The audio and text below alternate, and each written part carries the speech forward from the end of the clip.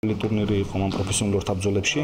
პირველი ნაბიჯები, ასე ვთქვათ, პროფესიონალ სანდაში და 4 სპორტსმენით იყო ჩვენი კლუბი წარმოდგენილი. საქართველოსდან მინდა ვთქვა, რომ ჩვენ ფედერაციას აქვს ხელშეკრულება დადებული აი ამ საერთაშორისო ორთაბძოლების ფედერაციასთან და მხოლოდ ჩვენი ფედერაციის წარმომადგენლები იყვნენ მიწვეული იქ.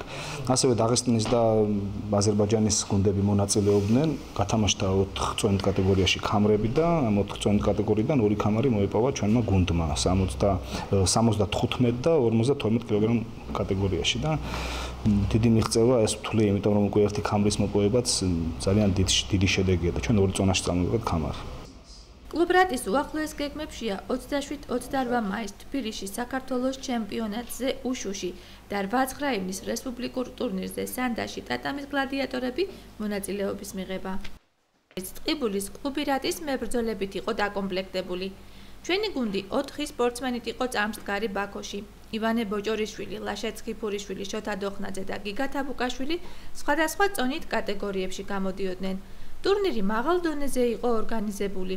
პროფესიულ სანდაში 4 წონით კატეგორიაში საჩემპიონო ქამრები გათამაშდა. ყოველ წონით კატეგორიაში გაერთიანებული იყო 4-4 მებრძოლი. ბრძოლის ფორმულა იყო 3 რაუნდი, 3-3 წუთი, რასაც დაემატა მუხლით დარტყმები.